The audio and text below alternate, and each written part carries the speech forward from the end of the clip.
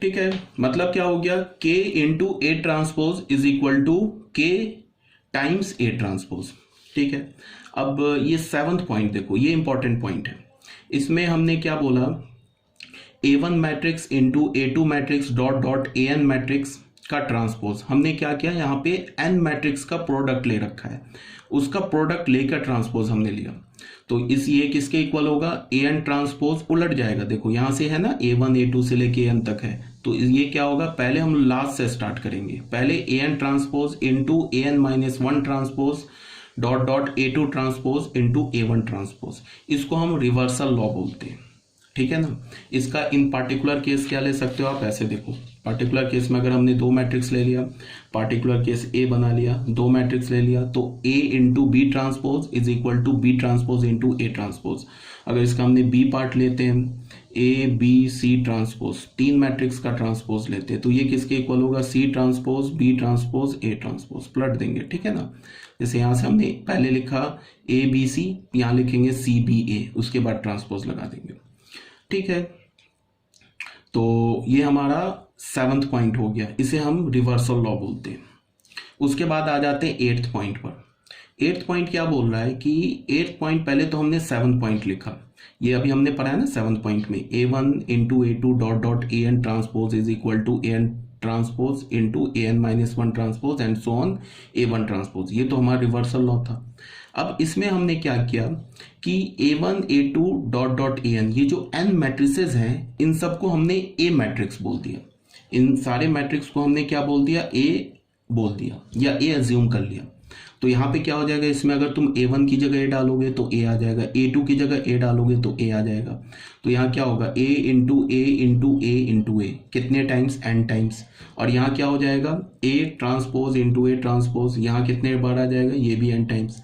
तो यहाँ से हमें क्या रिजल्ट मिला, इस ब्रैकेट में ये A मैट्रिक्स n टाइम्स लिखा है, तो ये क्या मिला हमें, A to the power n transpose is equal to A transpose to the power n। इसको मल्टीप्लाई करोगे तो क्या हो जाएगा, A transpose to the power n। तो ये हमारा एक दूसरा रिजल्ट हो गया। ठीक है, ये रिजल्ट को हमने कैसे ऑब्टेन किया, इस 7th रिजल्ट से, रिवर्सल लॉ से ऑब्टेन किया। इसको याद तुम कैसे रखोगे कि किसी भी मैट्रिक्स पे पहले तुम कोई सर्टन पावर ले लो, पावर लेकर ट्रांसपोज लो या ट्रांसपोज लेकर पावर लो, रिजल्ट जो होगा वो सेम होगा। फॉर एग्जाम्पल समझ लो, फॉर एग्जाम्पल यहां देख लो, अगर मैंने बोला a पे पावर 2, उसका ट्रांसपोज लिया हमने, ऐसे लिया, इसको तुम ऐसे बोलो कि पहले ट्रांसपोज लेकर पावर ले लो, ये दोनों रिजल्ट सेम होगा। a पर पावर मान लो मैंने 100 ले लिया, इसका ट्रांसपोज लिया, या पहले a का ट्रांसपोज लेकर उस पर पावर 100 लिया, ये भी सेम रिजल्ट होगा। ठीक है, अब इसमें कुछ बच्चे क्या बोलेंगे, a पे पावर -1, ये तो इनवर्स होता है, इस पर पावर लिया हमने n, इसको हमने ले लिया a पे पावर n इंटू -1, तो ये गलत हो जाएगा। बिकॉज मैंने क्या बोला था कि ये a पर पावर -1 नहीं है, इस बात को ध्यान में रखो। ये a पे पावर जब हम -1 लिखते हैं ना, तो ये this is not equal to a to the power -1।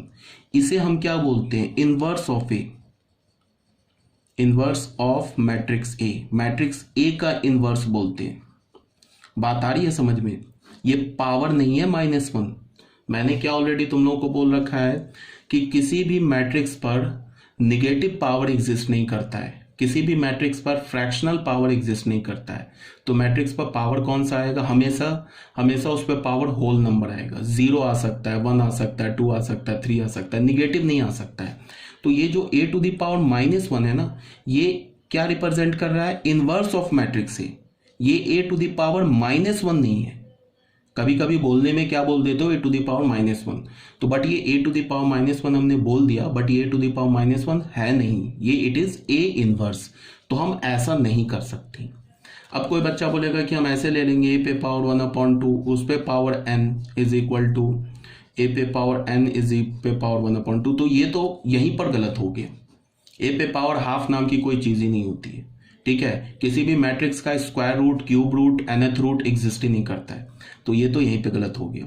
तो सिर्फ ये जो हमारा हमने अभी पढ़ा है ना 8th पॉइंट, ये कब ट्रू होगा, व्हेन, इसको तुम लिख सकते हो when n belongs to i plus positive integer. ठीक है, तो ये हमारा 8th पॉइंट हो गया। इसके बाद आ जाओ तुम 9th पॉइंट में।